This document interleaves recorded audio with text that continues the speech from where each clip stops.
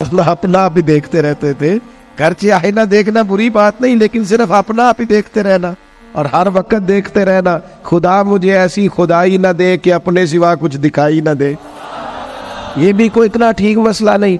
आप गौर फरमाए, क्या अर्ज करना चाहता हूं आपकी खिदमत में मेरे अजीज।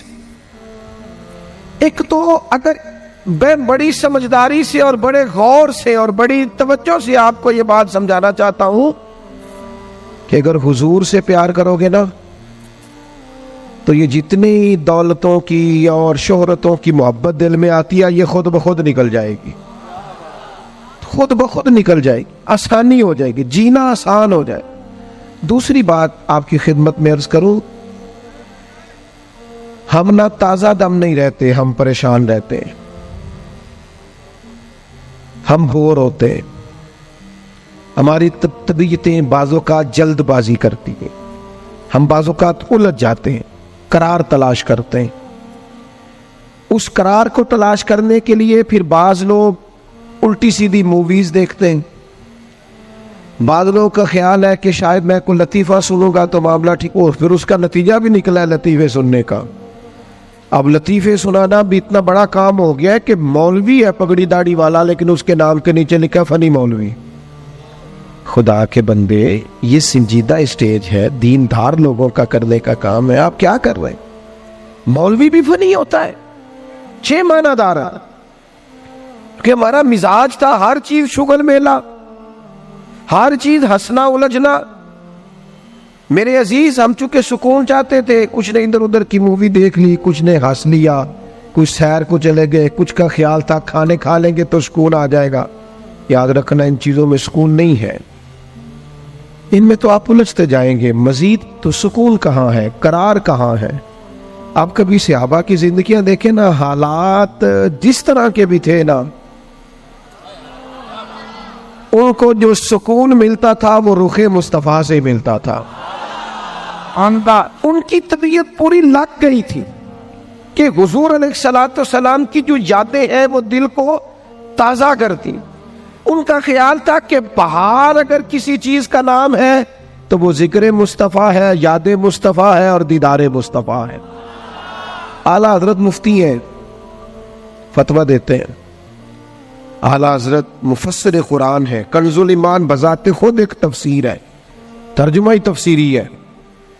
आला हजरत मुहद्दिस हैं, वो जब अहादीसे मुबारका का हवाला देते हैं तो यूं लगता है कि जैसे बड़ी गहरी नजर है इनकी, रावियाने हदीस पर भी, उसूल पर भी, और हाफजा भी मजबूत है हिफ्ज़े हदीस के लिहाज। सारी चीजें उनके पास थी, लेकिन वो पता क्या कहते थे? कहते थे ये जो मेरा दिल चमकदार है ना, और ये जो मेरी तबीयत हल्की फुल्की है, उसकी वजह यह है कि उनकी महक ने दिल के गुंचे खिला दिए। ये मैं नहीं आपको तकरीर सुना रहा, मैं तो जज्बात का इजहार कर रहा हूं। उनकी महक ने दिल के गुंचे खिला दिए हैं। तो क्यों गुंचे खिला दिए? कहते मेरे नबी का कमाल ये है कि वो जिस राह चल दिए हैं कूचे बसा दिए। वो जिस राह भी चल दिए हैं कूचे, हुजूर पर थोड़ा गुजर जाए तो काम हो जाता है। करार, सुकून, सारे दुख मिट जाएंगे अगर दिल हुजूर से लगा लोगे, अगर मुहब्बतों का मरकज रसूल पाक को बना लोगे। आप देखें ओहद के मैदान के अंदर काफिर ने एक बड़ी अजीब साजिश की मुसलमानों को परेशान करने के लिए। और भाई आप लोगों की वजह से अगर इतने लोग तकलीफ में हैं तो आपको समझ जल्दी से बैठ जाए जी, जल्दी से जी, फैसला करने में इतनी देर, अल्लाह आपको सलामत रखे, बैठ जाए जी। अब आप खड़े हैं जनाब, आप भी बैठ जाए, अल्लाह आपको बरकत अता फरमाए। अच्छा, एक बंदा महफिल में खड़ा हो जाता है मोबाइल लेके, अल्लाह उन्हें समझना चाहिए कि बाकी सारे कुल भी है मोबाइल। और खुदा के बंदे, आपकी वजह से इतने लोग पीछे अगर परेशान है तो आपको समझना चाहिए उस चीज को। अल्लाह ताला आप सबको हंसता और मुस्कुराता रखे। नबी पाक की जात से जब आपकी कामिल वाबस्तगी हो जाएगी ना, तो हुजूर की जाते वाला का प्यार, और प्यार लारों वाला नहीं होना चाहिए, खाली जलसे महफिल में और माइक हाथ में आया तो इश्क का दावा तगड़ा, खाली इस तरह नहीं। तन्हाई में भी तू रोए हुजूर की बारगाह। एक महफिल में मैं एक दफा हाजिर था तो एक नात का बच्चा मेरे पास आया, कहने लगा जी मेरी सिफारिश कर दो, मैं भी हुजूर दी बारगाह च हाज़री लवानी है। मैं क्या पुत्र तू घर जाके पढ़ लै, उत्थे भी हाज़री लग जाएगी कि 4000 बंदा चाहिए हाज़री लवाने लई। हुजूर की बारगाह में तो जहाँ बैठ के भी पढ़े हाज़री लग जाती है। इसके लिए क्या साज समर के मजलिस ही फकत हो तो हाज़री लगती है? ये भी आला हाज़री है, पर वो तो वल्लाह वो सुन लेंगे और फरियाद को पहुंचेंगे हम। बस इतना तो हो, कोई फरियाद करे दिल से, तू बात तो दिल से कर। आपकी जब कामिल वाबस्तगी हुजूर से हो जाएगी ना, तो ये गुर्बतों का डर, ये परेशानियां, ये आजमाइशें, एक जगह रोना नहीं रोया हजरत बिलाल ने कभी अपनी गरीबी का, एक जगह परेशान नहीं हुए कभी हजरत सलमान फारसी के मैं परदेसी हूं, एक जगह भी कभी जनाब सुहैबी रोमी को तकलीफ नहीं हुई। क्यों भला? इसलिए कि हुजूर की मोहब्बत ऐसी दवा है जो हर बीमारी से शिफा अता कर देती। उहद के मैदान में काफिरों ने एक चाल चली थी। उनको पता था कि कौन सी बात मुसलमानों को ज्यादा परेशान कर सकती है। उन्होंने एक अफवाह फैला दी थी कि माज़अल्लाह हुजूर को शहीद कर दिया गया। उसकी वजह से शदीद परेशान हुए सहाबा, और जंग के जो नतायज बरअक्स आए उसकी बड़ी वजह यह अफवाह भी बनी। अब सहाबा बड़े परेशान थे, हुजूर शहीद हो गए। कुछ लोग ना मैदान उहद से जब वापिस आ रहे थे ना, जंग खत्म होने के बाद, एक खातून जा रही थी मैदान जंग की जानिब। औरतें अपने मिजाज के लिहाज से कमजोर होती है कल्बी तौर पर, और बड़ी खूबसूरत बात लिखी है उलमा ने, कहते हैं औरत के दिल में दर्द ज्यादा होता है ना, प्यार ज्यादा होता है, और ये जो वो कमजोर वाकया हुई है इसे ऐब ना समझो। इसीलिए तो अल्लाह ने बच्चे को पालने का जिम्मा उसका लगाया है कि वो शफकत ज्यादा रखती है, मोहब्बत ज्यादा रखती है, दर्द दिल ज्यादा रखती। इसलिए जिस दर्द से वो बच्चे को पाल लेती है ना। मेरा बेटा एक दिन घर में कुछ पका हुआ था, उसकी अम्मा कहने लगी खाना खाओ, कहता मैं नहीं खाना। ओदी अम्मा कहती मैं बड़ा जोर लाया, बड़ी मेहनत की, बड़ी गर्मी च पकाया, अज तो यही खाना पैना है। कहने लगा मैं नहीं खाना, मैं आराम से खाना खा रहा हूँ। अब वो माँ बेटा बहस कर रहे हैं। थोड़ी देर गुजर गई तो मैनू कहती तुसी क्यों नहीं बोलते? मैं क्या मैनू पता है किन्ने जितना है, थोड़ी देर बाद खलो जाओ, मैनू पता है किन्ने जितना है। वो बच्चा उठ के अंदर चला गया, कहने लगा मैं नहीं खाता, तुसी खाओ। वो फिर 5 मिनट लगे तो वो पकाना शुरू करता जो बच्चा कह रहा है।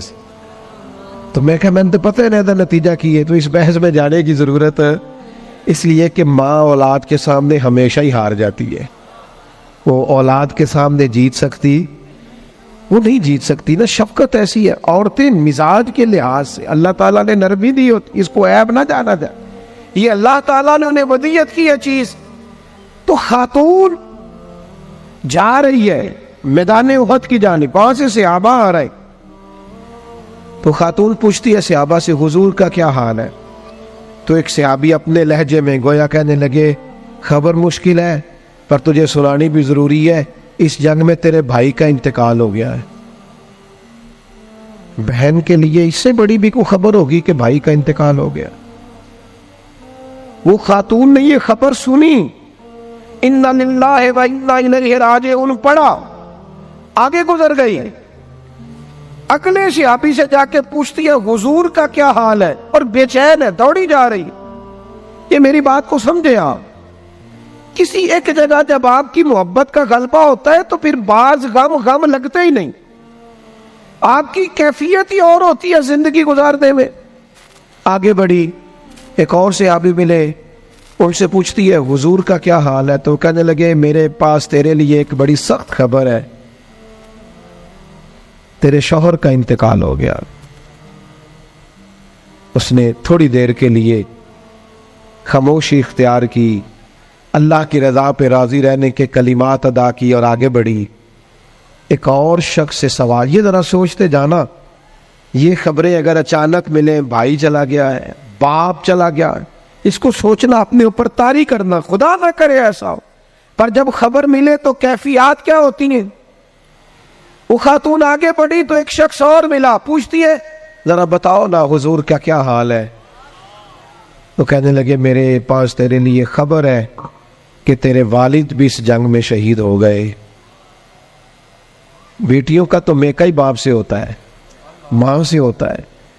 वालिद चले गए, थोड़ी देर के लिए गर्दन झुकी, कलिमात अदा की, और फिर पूछती है सियाबी से, वालिद चले गए, भाई चले गए, शौहर चले गए, मुझे बताओ कि मेरे नबी पाक का क्या हाल है। तो सियाबी कहने लगे, अल्हम्दुलिल्लाह मैं जियारत करके आया हूं, रसूल पाक बिल्कुल ठीक है।